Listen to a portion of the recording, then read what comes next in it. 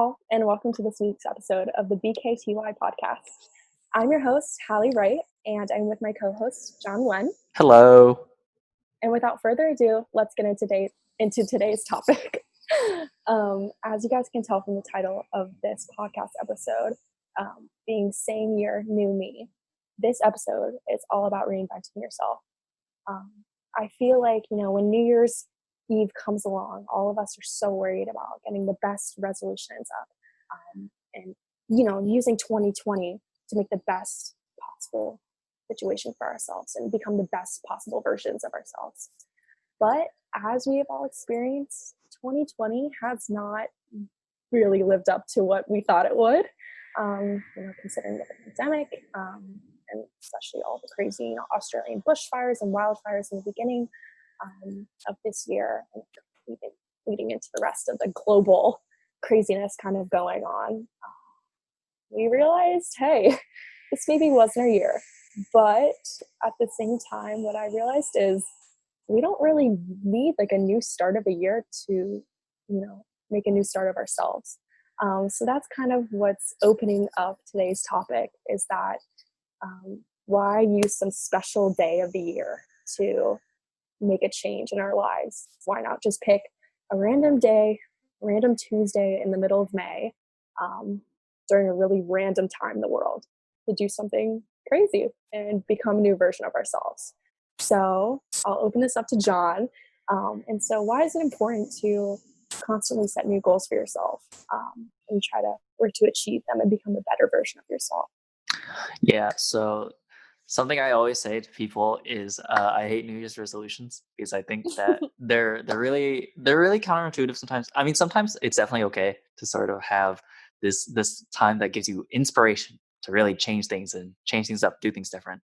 But for me personally, when I think about New Year's resolutions, it's a time when people are committed to change for only a temporary bit, and then they kind of let go of that motivation to like keep changing. And I think that if you have the capability to change, why wait?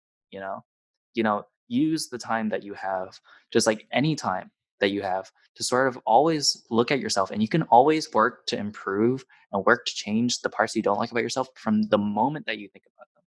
You don't Yeah. have to wait till specific days. You don't have to wait till holidays. You don't have to wait until someone, busts your ass over it and says, hey, change now. And so I think that it's really healthy to sort of have this consistent retrospective ideal, this kind of idea that you are a person that you accept and you care for and you love, but you also are a person that you can recognize the things that you don't like about yourself sometimes, or that you feel that you can sort of work towards a better place. When you can recognize that, I feel like you should be working on that tomorrow, not Yeah. not the next time you get an excuse to. Yeah. And it reminds me of just like, the situations where we always, and this isn't just one situation in which changing yourself, this isn't just one scenario of what that could look like. But when people are like, I really want to start going to the gym, and they're like, oh, but I'll go tomorrow. Oh, but I'll go tomorrow. Oh, maybe the next day. And it's just kind of like, if you're not changing now, then what are you waiting for? If you're not, looking to become a better version of yourself, what's getting in your way of doing that? And so I think it's really fascinating, the different ways in which our habits kind of train our brain and make us think that we have to live a certain way, when in fact, if we don't like the way our lives look, if we're tired of sleeping until noon, if we're tired of being unproductive, if we're tired of just feeling meh, we have the power to take that into our own hands and make lasting changes that in turn change our lives. So what are some goals that I think people could work for, or what are some situations in which reinventing yourself can have that kind of positive benefit? Or have you ever had a situation in which you've reinvented yourself, or not even reinvented yourself, but made some changes in your life for good? I think there's definitely been quite a bit of times in which I ran into that sort of situation. But the number one thing that I always sort of tell people is make realistic goals. too often people are focused on really abstract goals that are like sort of the ideal endpoint. And as a result, they feel unattainable and you feel worse and worse about yourself because you feel like you're constantly failing. And it's this type of goal setting that I think is really detrimental to sort of Mhm. this sort of idea of self improvement and self care. So when I want to make a change, for example, this may seem a bit odd, but there was a time where I didn't recycle like at all because Oh no. okay. For those that don't know, Hallie gets on my back about recycling a lot because she's Yeah, obviously really into sustainability, which is yeah. good. Take I care of the get on planet is good. It's not just about you, John. I get on everyone's back. Like if you ask my sister, I used to badger her last year when she lived right near me. I Mhm. used to be like, "Why aren't you recycling? Why aren't you recycling?" But anyways, aside from the point. But yeah.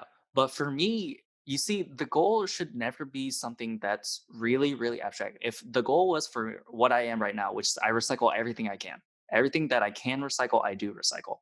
But at the time, that seemed actually really unattainable because I just never recycled. So I just threw everything in the trash because that's just habit.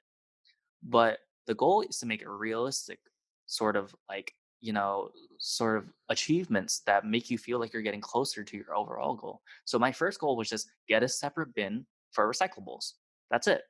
It wasn't, you know, ch- recycle everything. It wasn't change your entire like sort of ideal around, you know, break your habit right now and change to a completely sustainable thing. But instead of just making this big overall goal of just being environmentally like super friendly, my goal was just get a separate bin for recyclables. Mhm. And then that turned into turn off your lights when you're not home, that turn up your AC, turn up your temperature when you're not home to save electricity. Don't run water when you're doing the dishes until you actually need it. When you brush your teeth, turn off the faucet while you're brushing your teeth. Just it's if you keep doing little small goals over time, you get to the big picture, but you get there without sort of destroying your sense of motivation. Yeah. Because if my goal was to be completely earth friendly from the get go, I would recycle some stuff, but I just feel like I was failing because, oh, I forgot to turn off my lights this one time. Oh, I forgot to, I left the faucet running. I shouldn't do that. And I would just feel worse and worse about myself. But if my goals are make sure you recycle your bottles, make sure instead of throwing your papers away in the trash, try going and recycling them. If instead of wasting water, just try and save water. Don't flush like a billion times, things like that. Yeah, I totally agree. It kind of reminds me of, when you approach the new year and you start to think about all the things that you want to change in your life. So for me, I know I'm totally this person. John might hate New Year's resolutions, kind of for the reason we're having this whole podcast. But for me, I love them. I love looking forward to the new year. I set my goals in December, hoping to get an early head start on the habits that I'm hoping to achieve. But for me, I know when, as soon as I decide to change something about myself, it's like I want to change everything about myself all at once. And so for me, it's like, oh, I really want to wake up at 7 o'clock in the morning. I really want to eat healthy food. I want to exercise every day. And the list of all these things I want to change just piles on. And while I do want to make all those changes, and those are all things that I think I would really benefit from, it's just difficult because you look at this big, daunting list of all the things you need to do, and you just feel so small and just so unfulfilled and unproductive.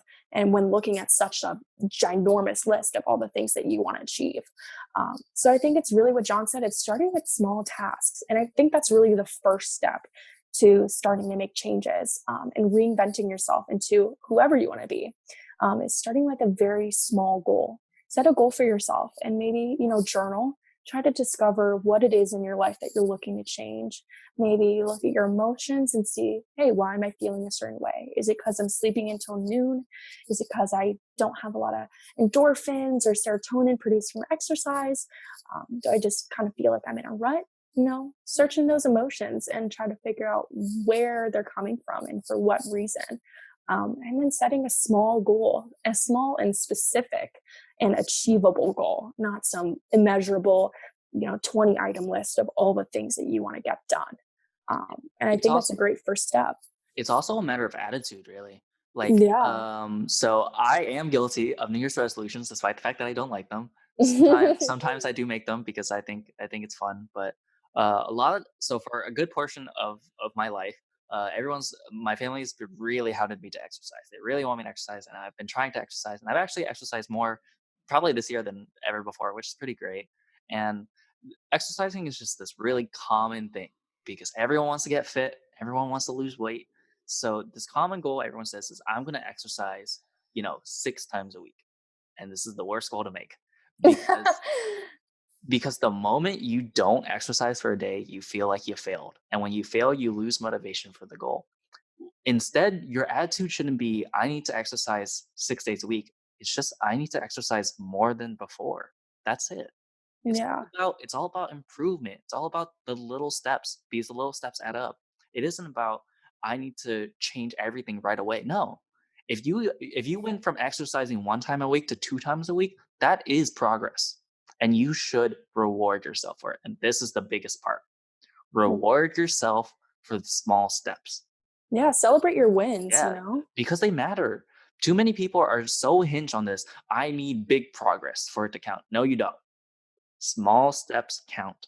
They're really important. And a really big way to take care of yourself mentally is to reward yourself for the small bits. If you get a C or you have a steady stream of C's in a class and one time you get a B, don't beat yourself up because you didn't get an A. Praise yourself because you're doing better. You're doing better than before. And that's what's important. It's all about slow and steady improvement. Fast results just kind of aren't a thing. Fast results aren't really a thing in really meaningful places. You can't Mhm. just spontaneously create something.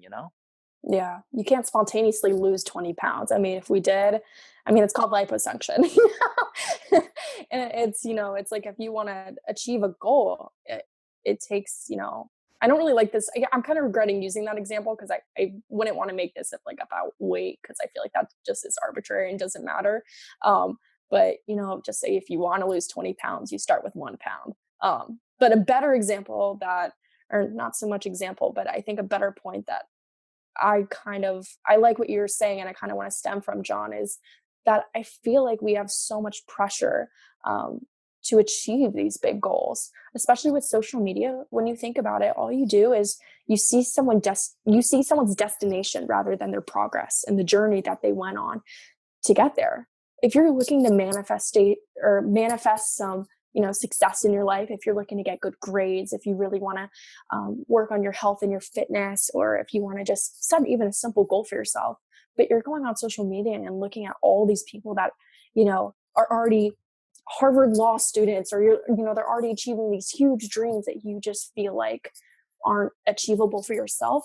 I feel like that's really tough because there's so often we're just like subjected to this comparison online and through social media, and even just in our society that's so focused on just work work work and constantly being productive that you don't even get to enjoy that journey there.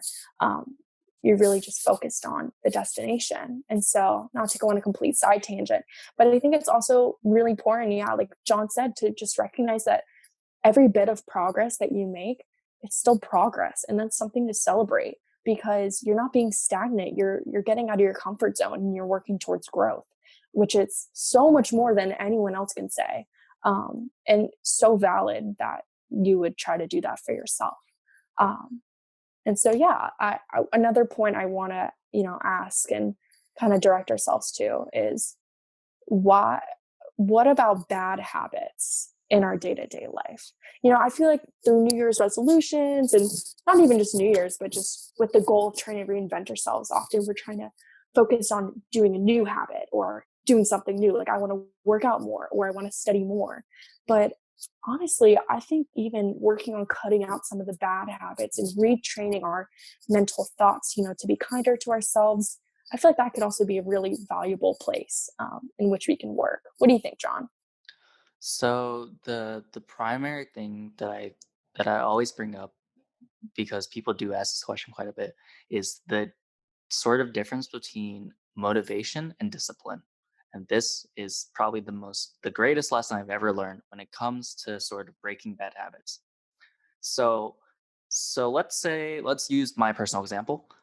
During my time with depression, I developed some bad habits, and one of them was that I actually brushed my teeth less because I felt really lazy. So I brushed my teeth like one time a day, and sometimes I would just wouldn't brush my teeth because I would be so disenfranchised and lazy that I just wouldn't do it. And so obviously this is really bad because taking care of your teeth is very great. And when I went to the dentist, I would feel really guilty. But um, this situation sort of perfectly encapsulated in that I wouldn't take care of my teeth well until I went to the dentist. Right before right before I went to the dentist, I would brush my teeth like a good little boy, and then I would go to the dentist and they would tell me about how bad my teeth were. You'd be like, Because oh my God, look at all these cavities. not that bad because actually my teeth were surprisingly fine. But and then right after I would call home for the dentist, maybe for a few days, I would brush my teeth really well, and then I'd stop.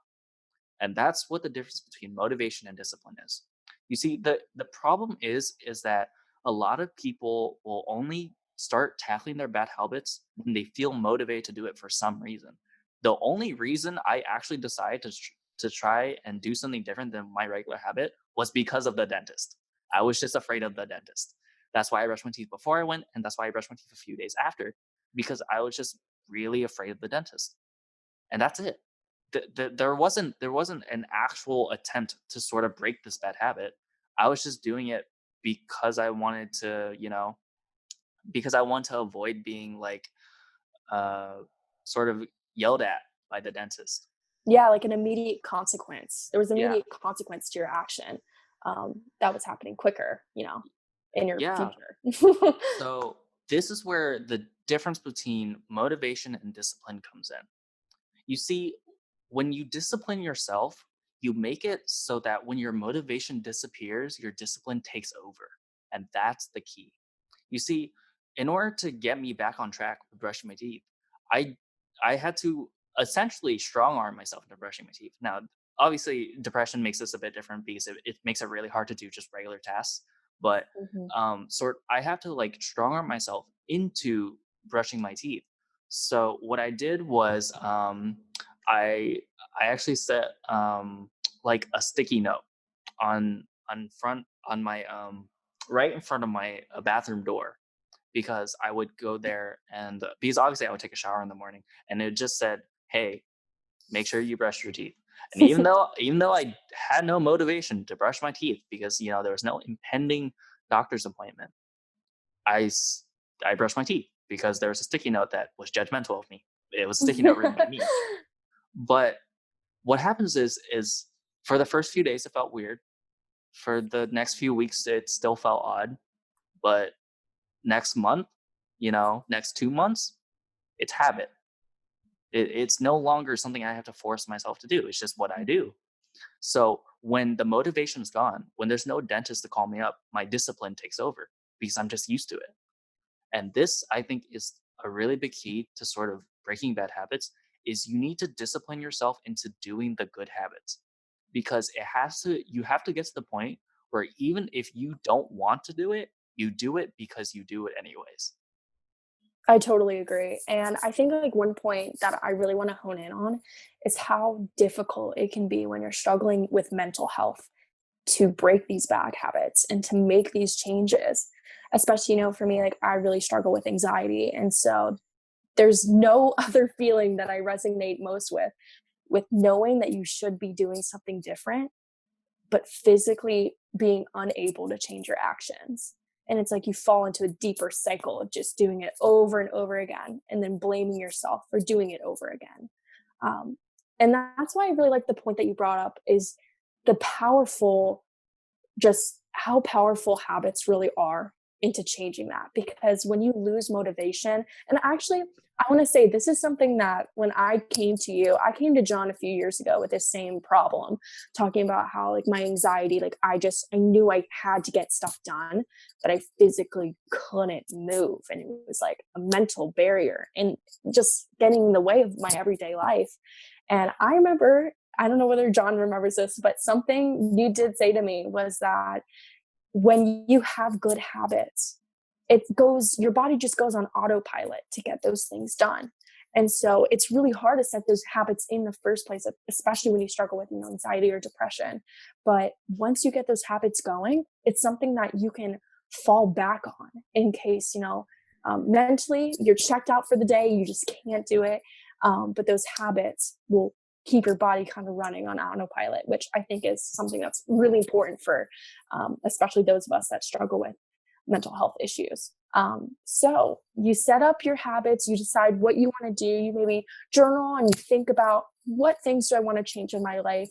You set a small task, but how do you actually go about making lasting changes?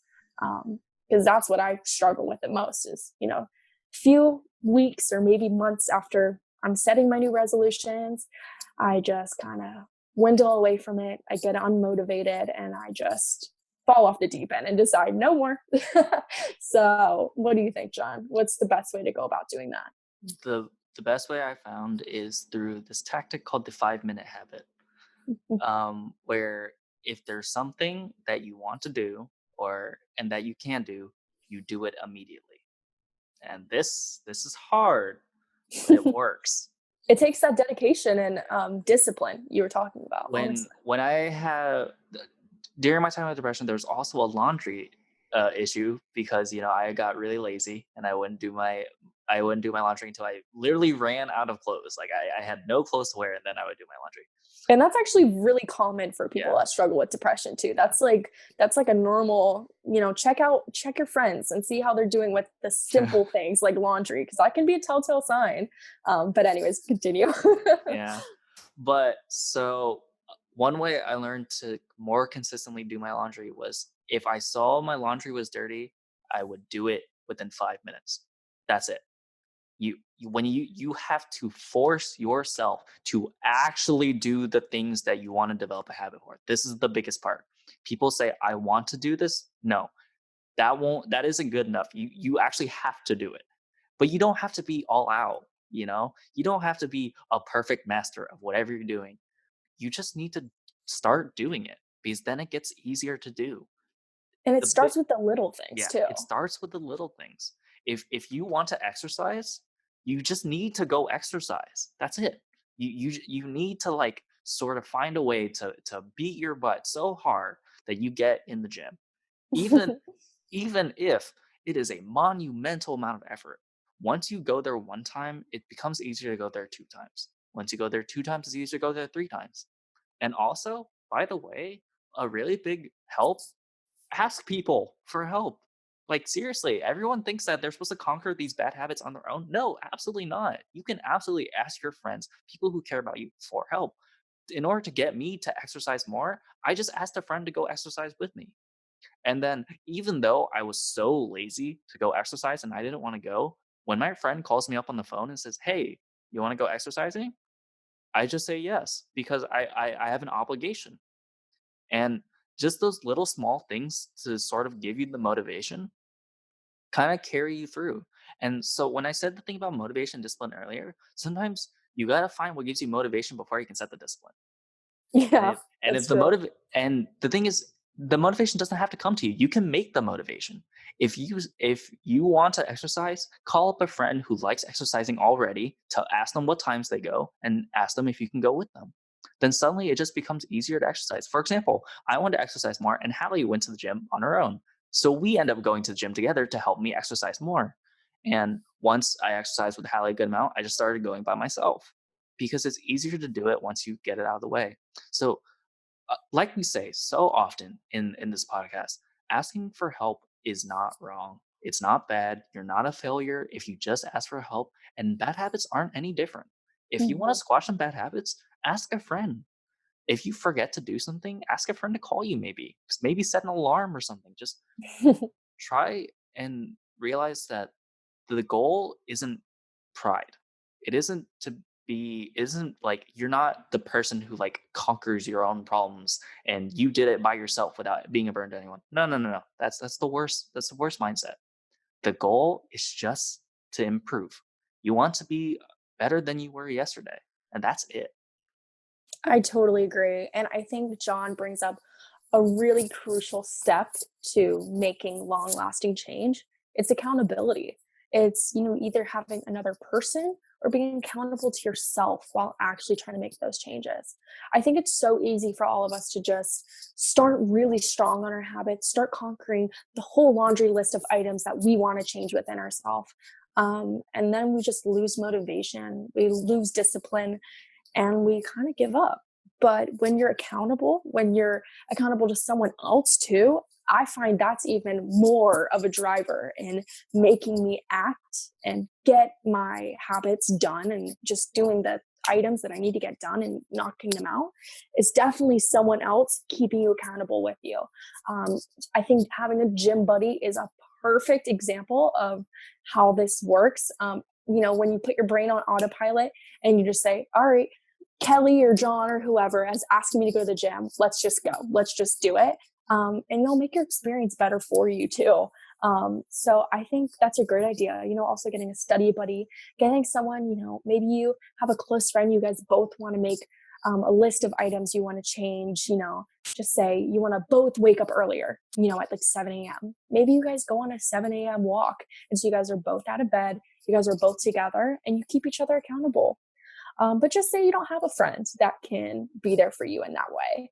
Or maybe maybe no one else wants to wake up at 7 a.m. because that's, we're college students. Like that's the realness right there. But you can also be accountable to yourself, and even to an online community. I know here, if you follow our Instagram at BKTY podcast, we're always posting stuff about being accountable to yourself, setting healthy boundaries in relationships, not to just have a subtle plug in here for that Instagram, which you should follow. But if you need to find an online community of people that can keep you motivated, they're out there, even to check on Reddit or YouTube or anywhere else. There's ways to keep yourself accountable. But most importantly, you should be accountable to yourself, because this is at least my personal belief, is when you stop being accountable to yourself, it's almost like you're being dishonest with yourself, with what you truly want and what you truly believe you can do. Because when you set an achievable goal, just say you want to wake up earlier, just something really simple. And this is something you really want to do, and it's going to improve your life. And you've always wanted to do it, yet there's just something getting in the way and you don't know what it is. It's probably yourself getting in the way of you and your own success. And I feel like that's just, a lot of times we don't even realize that's what happens when we set a new goal for ourselves, and for some reason we can just never seem to stick with it. But sometimes it's easier to see ourselves fail, to kind of live in a self-fulfilling prophecy of what we're capable of. But I'm not saying this applies to everyone, of course, but I definitely know this applies to me. Sometimes it's easier to see that reality rather than something that might see us grow beyond our normal shell of a person, and evolve in a sense. It's kind of scary to know that there could be a future in which you could be different, but it's possible. So yeah, keep yourself accountable. I think and I'm sure John can totally, add to it as well, but I think a great way is journaling and making, a list of habits, like bullet journaling, and, checking off every day when you go to the gym or when you wake up at 7 a.m. or whatever your little task is that you want to do to improve your life. Slowly checking them off day by day is a great way to start.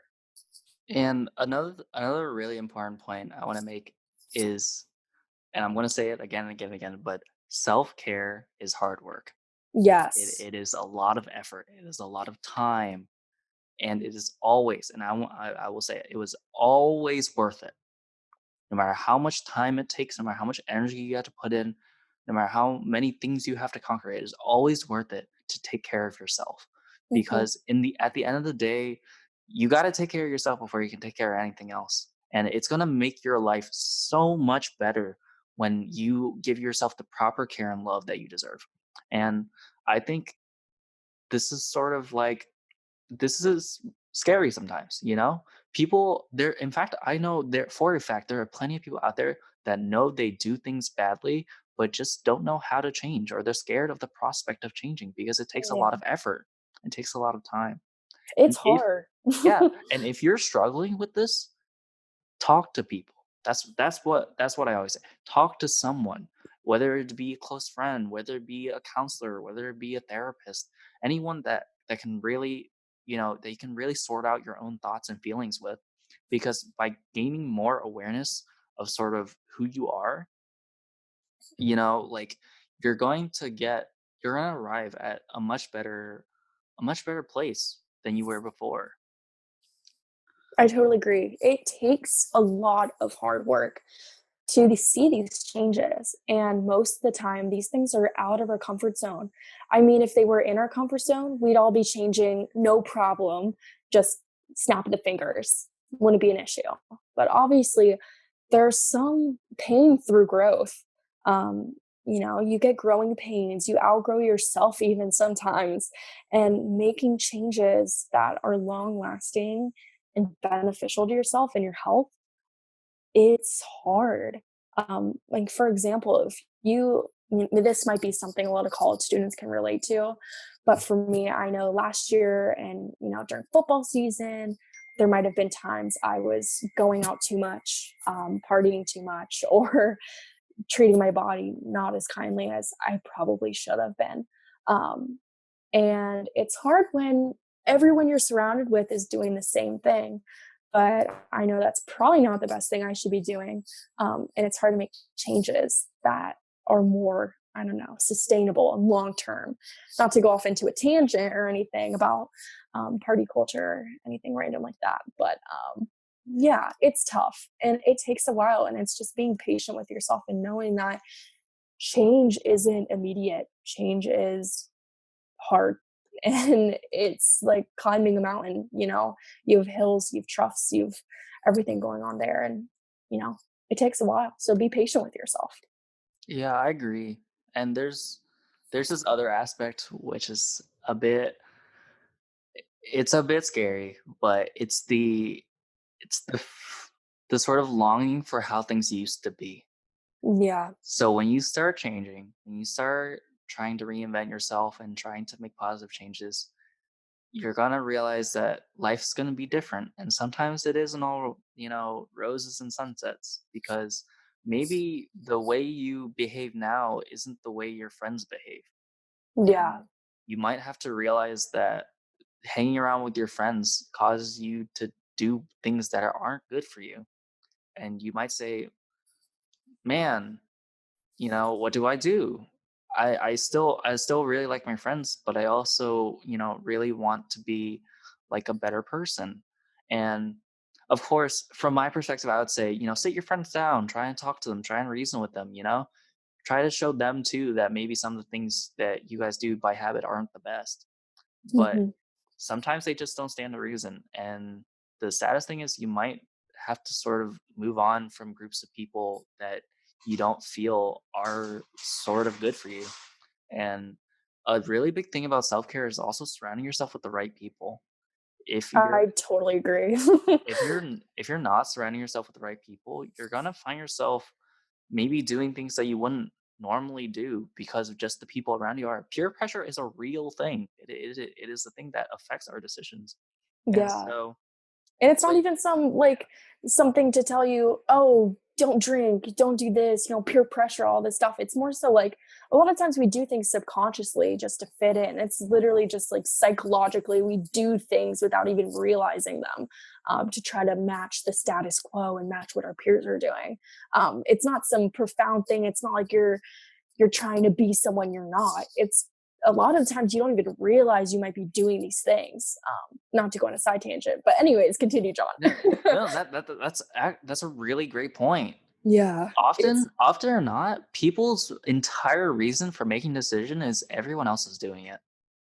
yeah. You know how I and totally agree. and that's terrible, because if everyone's doing a bad decision, you just roll with it, because it's easier to make that sort of decision. So when you start changing and you start realizing that your life is different, sometimes you're gonna sit there and you're gonna miss it. You're gonna miss the old times. You're gonna miss what it Mhm. was like before you really got on yourself about being better, being different.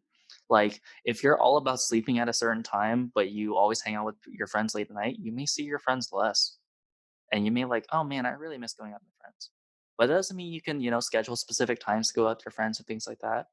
But don't let the groups of people around you sort of stop you from being the person you want to be. If you want to be healthier, if you want to be, you know, sort of a new and improved version of yourself in a way that's healthy and that in the way that you can grow, sometimes you have to grow past the things you are attached to. And it's rough. It's hard sometimes. But like I said before, it's worth it. It's worth it to go out of your way to really grow as a person because at the end of the day, you will find like a new level of life satisfaction that I truly want everyone to find it. For example, about 3 months ago, I started on antidepressant medication, and it has changed my world. I am like a completely new and different person. Oh, And what I've realized from that is that yeah, life is so different than before, but I realized that I can have a life that's full of happiness and joy and like really connected and really carefree, really just sort of I feel like amazing emotionally. And a lot of people I feel like they can't have that. They're just like, yeah. "Oh, I'll never have a really great life. I'll always be struggling with this." But that's not the case. You can work on changing yourself into a different person. You can work on conquering your problems. You can work on being the best you can be right the second. Yeah. And that's what this whole time this what this whole episode's about. It doesn't matter if it's a new year. It doesn't matter if it's Christmas. It doesn't matter if your parents finally started yelling at you about it. Whatever you want to be, you can start being that from this moment. I totally agree. And kind of one last thing that I want to touch on is that a lot of the times, what we do and the people we surround ourselves with and our actions reflect what we think we deserve. So if you're hanging out with people that are bringing you down, that are telling you you're not good enough, or you're in a relationship that's not motivating you and not keeping you, um, in your good habits and doing the things that you want to achieve, maybe that's not serving you. And that's not to say that you need to go and break up with your boyfriend or anything. Like, it's not like that. It's just truly like some things. There are some things that we do kind of subconsciously, like in the sense some of our actions we do because we think we deserve things, and if you don't believe that you're worth it enough to deserve lasting change and to deserve a lifestyle that you think is above you, then maybe first, before even, the first step of reinventing yourself is getting in touch with yourself and getting to know yourself on a deep and personal level and getting to find self love. And you might find that that's the number one way you're going to reinvent yourself. That I think, so many people touch about, reinventing yourself. I mean, we kind of did this whole episode, but I could go on into a whole other tangent, saying it's not just doing different actions, it's not just waking up earlier. It's not just going to the gym more, trying to be healthier. Yes, all those things will in turn change your life over time.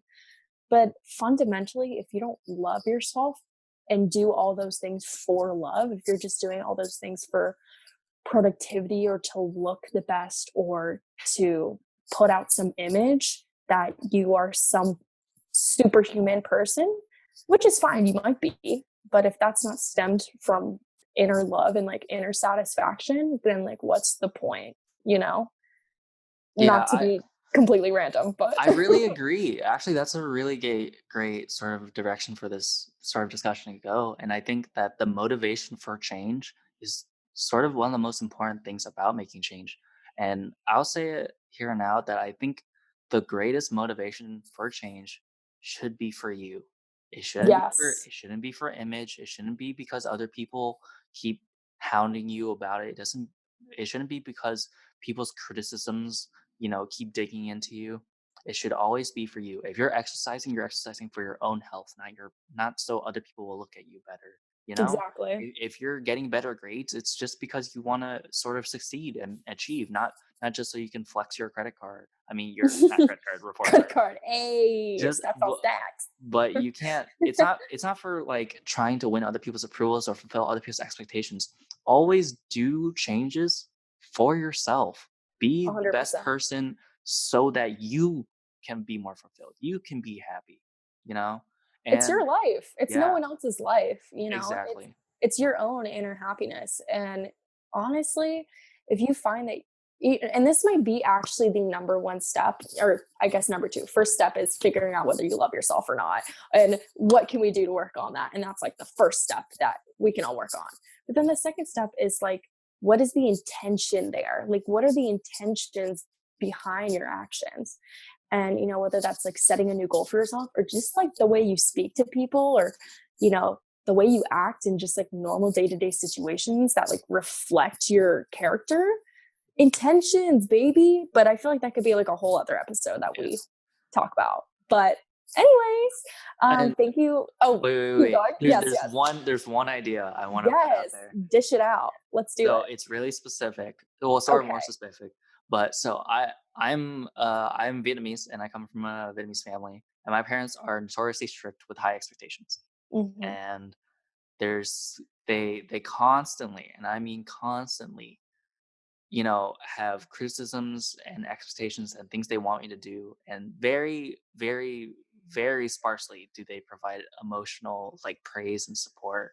So sometimes, when I'm really struggling with things within life, when I'm really trying to change myself for the better, and I come home and my parents just kind of say, "Hey, you're too skinny. Hey, you're not eating enough. Hey, are your grades good?" You know, I think a lot of people are sort of sometimes in a situation where they can't really be emotionally close to their families, and they're trying their best, but the moment they come home, their family's just assaulting them from so many different angles because either they don't care about like sort of the emotional growth or things that you're going through, they don't care about your changes, they don't, or they're still criticizing you, they're still pointing out bad things, and it's terrible.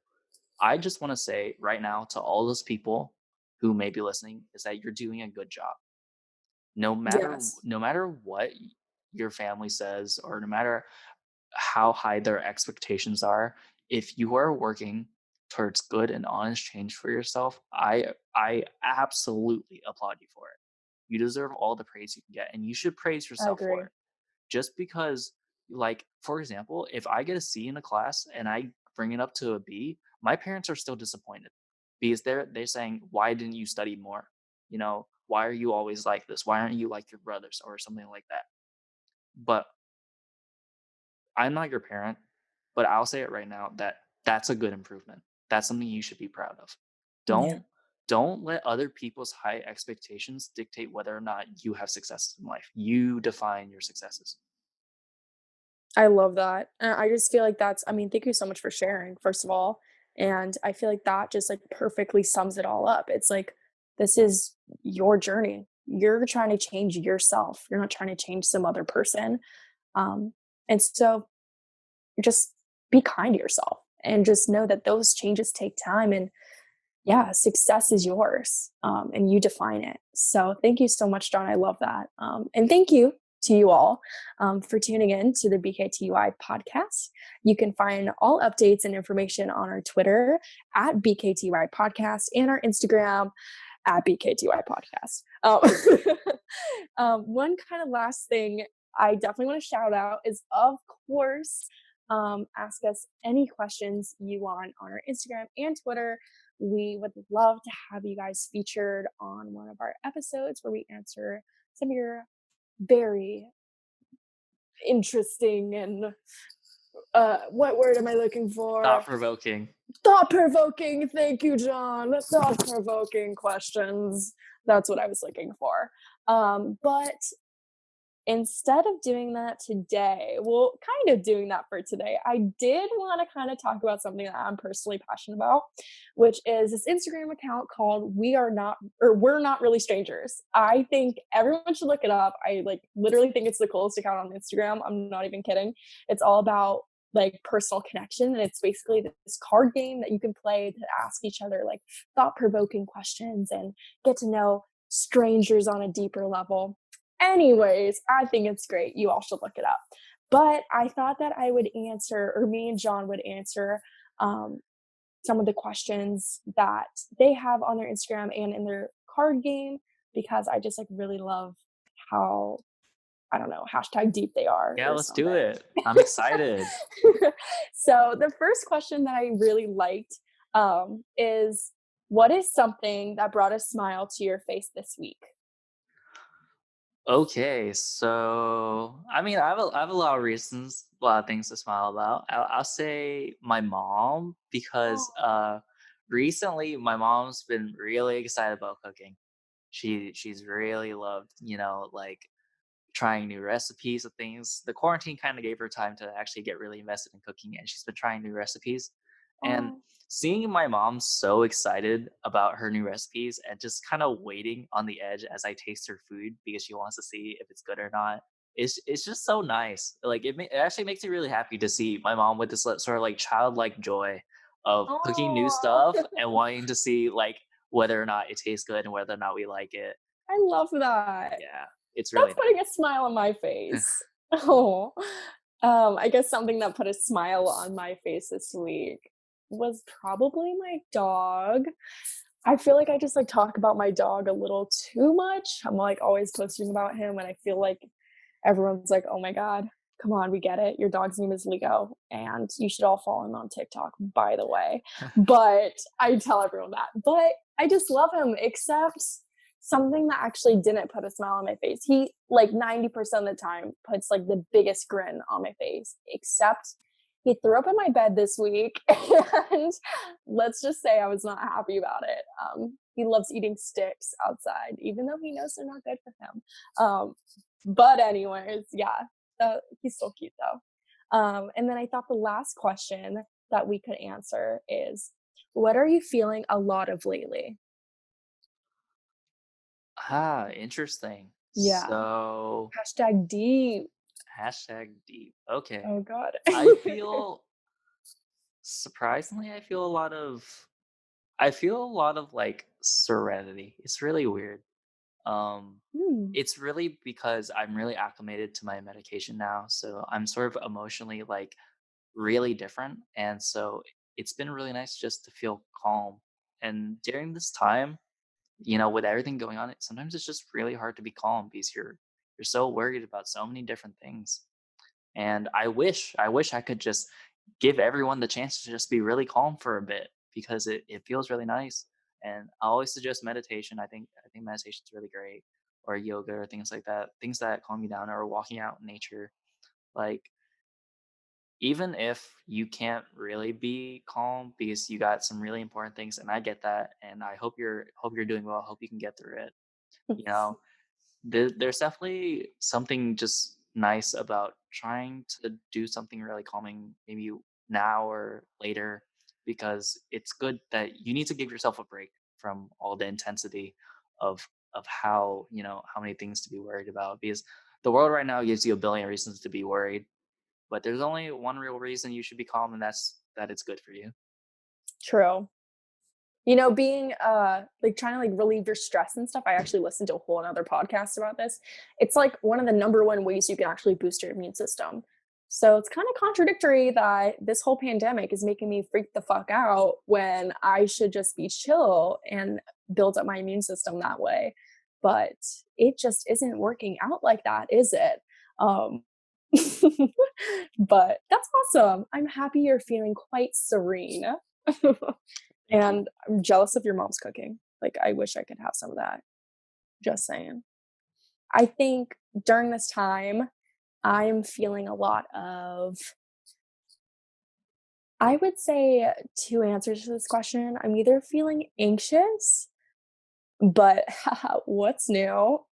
Mm, anyways, but I would also say I do feel very at one with my inner self, if that makes sense. Because I feel like sometimes, I mean, John knows this probably more than anyone. Like sometimes I'm just like having so many like conflicting thoughts and like I'm just like, oh, but what about this? And what about this? Like looking at situations or like social interactions from like all different sides and just getting myself like worked up about things and just like not know how to handle certain situations. I don't know. That's not my forte. I'm not good at handling stuff. But I do feel very like at one with myself. And I just feel like I kind of like know what my purpose is right now. And I'm just kind of like going with what feels right. And during this time, I feel like that's kind of all you can do. So yeah, those are some of the questions from We're Not Really Strangers. I keep trying to say we are not really strangers, but no, we're not really strangers. You can find them on Instagram. And, this isn't like any type of we are not sponsored. We're not like sponsored or anything. I just like genuinely think that like there's people or the woman that runs this account, she aligns with like me and John's mission and like what we're trying to do. So like, why not shout her out? You know what I mean? Like, we're all here for the same purpose kind of thing.